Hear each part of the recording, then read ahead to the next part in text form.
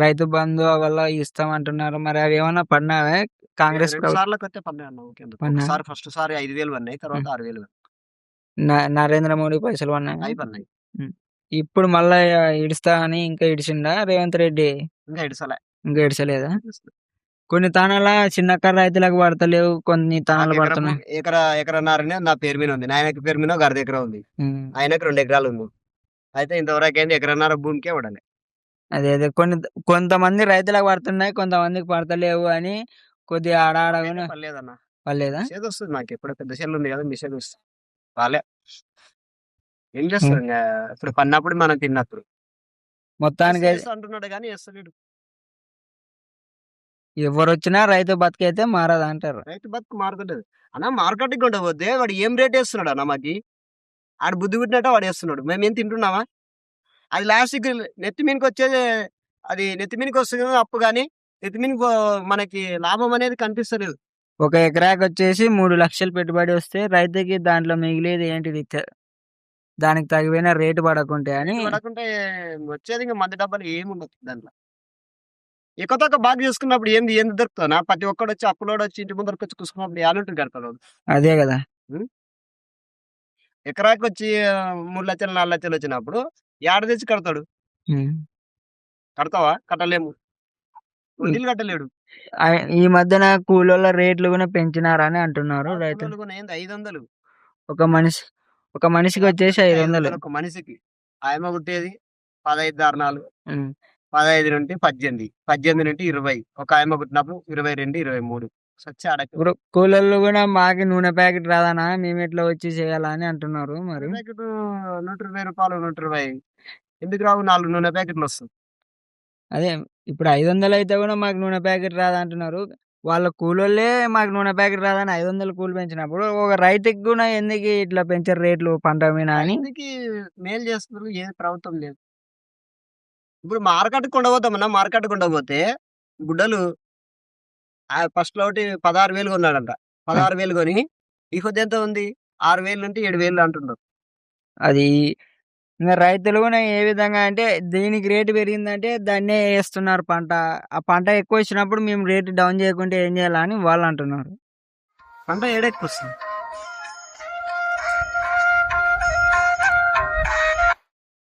Hello! Hello! రైతు అంటారు గాని రైతు రాజు అంటారు గాని ఈడ ఉందన్న రాజు. మొక్కజొన్న చూస్తే 1,500 అంట. గవర్నమెంట్ పట్టుకుంటా అంటుంది కదా! గవర్నమెంట్ ఎన్నడు పట్టుకుంటది. కూర్చుండకూడదు. హ్మ్. సన్నగుండకూడదు అట్లా. మేము గూడా రైతుకు అన్నీ చూస్తే మొక్కజొన్న చేసినాం, ఇది చేసినాం. సన్నగుండకూడదు. ఆ! హ్మ్. లావుండాల, సైజుండాల. పత్తి గూనా గుగ్గుండకూడదు. ఆ! నీట్‌గుండాలంట. నీట్‌గంటే వానియాల ఇచ్చిన మందులకి ఆడ ఇప్పుడు మార్కెట్ ఈడ తీసుకొస్తాం.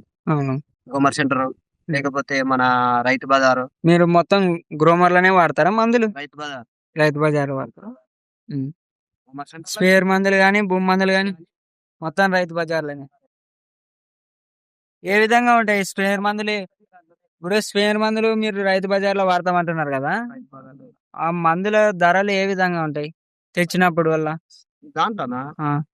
చిన్న డబ్బా కొన్నా కనీసం అంటే ఒక 10 ట్యాంకులకు కొనాలంటే కూడా 700, రూ. 1000, 1,200.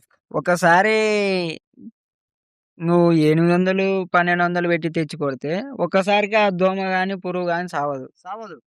ఎందుకంటే ఊకే మన నమ్మకం అది. నమ్మకం అంతే. హ్మ్. ఇప్పుడు కొట్టినాము. ఇప్పు ఈ చీడ పోతలేదు దీనికి.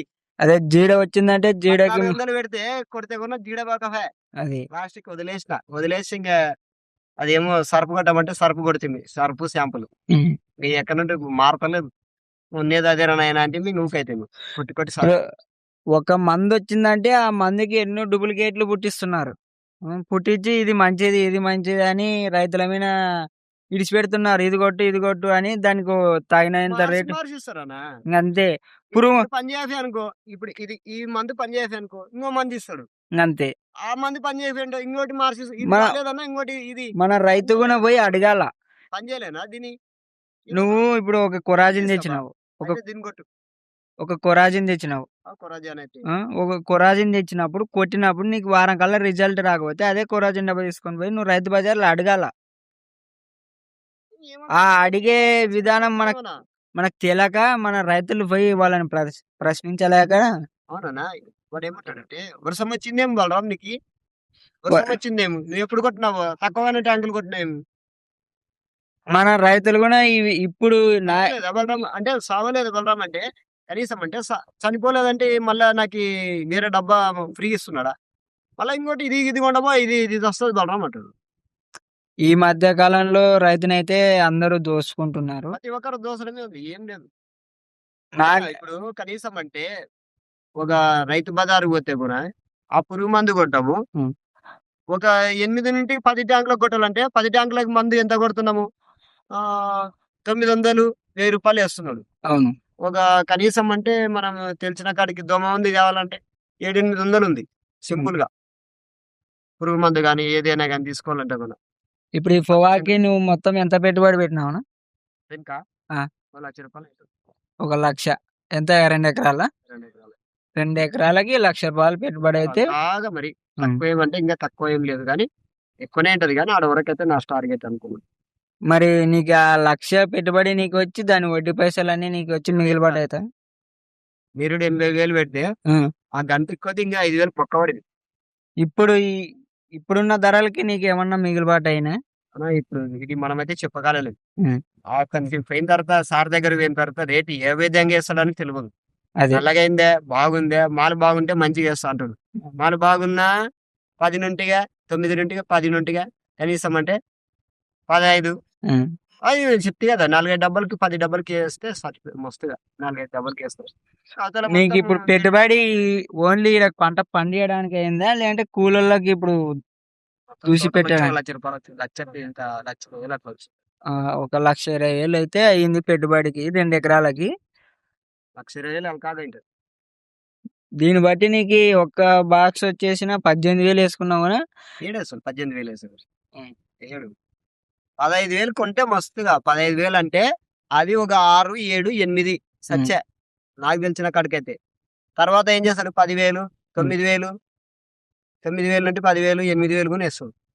ఈ మళ్ళా నల్లగుందబ్బా 8,000 ఇతను ఈడ కొనింటాడు. మాకొచ్చి చెప్పింటాడు. ఈయన లేకుంటాడు మూతికి. హ్మ్. ఇంకో ఆయన ఉంటాడు. అవును. ఆయన వచ్చి సార్ ఏం చేస్తాడు? "ఏం బాలేదు. ఇది దుమ్ముంది. తేమ ఉందంటాడు." పక్కన గీకుతాడు వెళ్ళిపోతాడు. ఆ చేతులు ఈ మనకి మధ్య కాలంలో రైతులను గూడా ఆ విధంగా చాలా మంది మోసం చేస్తున్నారు. ఇప్పుడు మా రైతు ఎంత? రైతు రాజు అంటారు కానీ రైతు ఏం లేదు ఇట్లా రాజు రాజు రైతు రైతు రాజు. మిరప గూడా 12, 13,000 పోయింది. ఒకటేసారి ఖమ్మం మార్కెట్‌లో 20,000 పెంచినారండ్రి. మరి రేట్ డౌన్ జేసినారని రైతులు గూడా చాలా మంది దానికి ఎక్కువను. పెట్టుబడి ఎక్కువ. పెట్టుబడి ఎక్కువ గదా! మీరు మిరప తోట అది సీడ్ పత్తి కొద్ది పెట్టుబడి ఎక్కువ. సీడ్ పత్తి కొద్దీ మిరపకెక్కువ పెట్టుబడి. అది 2 రోజులకు కొట్టకుంటే ఇలా అనేది ముడత వచ్చిపోతది ఇంకా. మరి రైతులు ఆ విధంగా ఉన్నా గూడా మిరపని పెడుతున్నారంటే రేట్ లేకుంటే లేదు కదా! అదే గదా! తినడానికి లేదు కదా! మరి గవర్నమెంట్ ప్రభుత్వాలు గూడా రేట్లు పెంచాలా పైకి ఎక్స్‌పోర్ట్ ఇస్తే బావుంటది గదా! ఎక్స్‌పోర్ట్ ఇస్తుంటే బావుంటది కానీ ఎక్స్‌పోర్ట్ ఇస్తలేరు కదా! ఈ మధ్య ఆ! కాలంలో అప్పుడు మిరప ఇత్తనాలు తెచ్చేస్తే దాదాపు ఒక 3 కోతలు, 4 కోతలొస్తున్నాయి. అదే నేను పోయి ఒకనాడు ఏం చేసినా తెలుసా? హ్మ్. మొలక శాతం వచ్చి లేదని కొట్లాడితే ఆడు ఏరే ప్యాకెట్లు ఇచ్చి పంపించినాడు మళ్ళా. హ్మ్. ఏరేయి. ఇయ్యి బలరాం అంటే ఫస్ట్ పోయినాయి. పోయినాయి. పోయినాయి ఫస్ట్ మొలక శాతం ఇత్తనాలు మొత్తం కల్తీ ఇత్తనాలు ఇచ్చేసినారు. అది పోయి మళ్ళా ధర్నాలో అక్కడ పోయి నేను కొట్లాడితే హ్మ్. అది వేరే ఇత్తనాలు ఇచ్చి మళ్ళా పంపించినాడు. ఇవి ఎయ్యి అని. ఆ! ఇవేయి అంటే ఇంగ మాకి అది ఎయ్యి అంటే అది ఏస్తే అది కల్తీ కల్తీ. ఇది దానిలాగానే ఉంటది బలరాం ఎయ్యాలి. ఏసినా కూడా లాభం ఏం లేదు.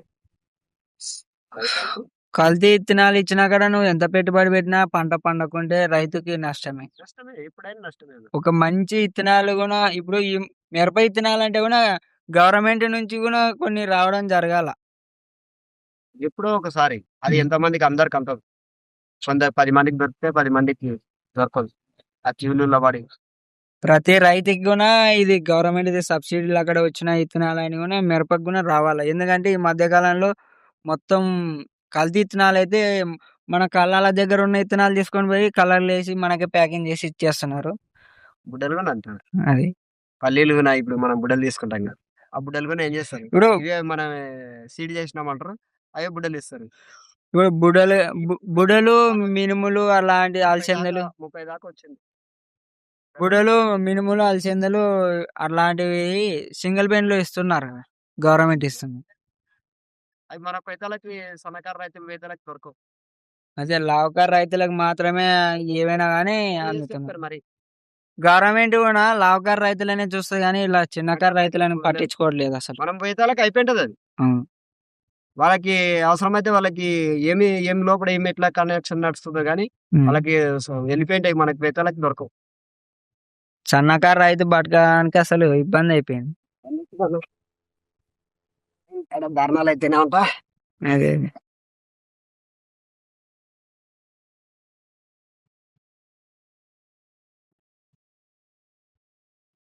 సరైనట్టయితే మరి మన రాబోయే ప్రభుత్వం అయితే కేసీఆరే రావచ్చు అంటున్నారు. రావచ్చు. నాకు తెలిసినకైతే రావచ్చు. ఈ ప్రభుత్వం అయితే కొద్దిగా దోమదలకి గబ్బులు చెప్తుంది కదా! అవునవునులే. వస్తదనుకున్నాను నేనైతే. గద్వాలైతే పక్కా టీఆర్ఎస్ వస్తది. టీఆర్ఎస్ వస్తదా? మన మండలంలో ఏదొచ్చింది? కాంగ్రెస్ వచ్చింది. కాంగ్రెస్ వచ్చిందా? ఇప్పుడు ప్రభుత్వం ఉంది కదా! అవును. ఈ ప్రభుత్వం అయిపోయినాక అంతవరకు ఏం చేయనీకి రాదు కదా! అవునవునులే. ఎవరు గెలిచినా ఇప్పుడు లాభం ఉండదు మనకి. మనం గెలిచిన కాడికి. పనులు తాగవు. హ్మ్. ఆ ప్రభుత్వం వస్తే పనులు తాగుతాయి.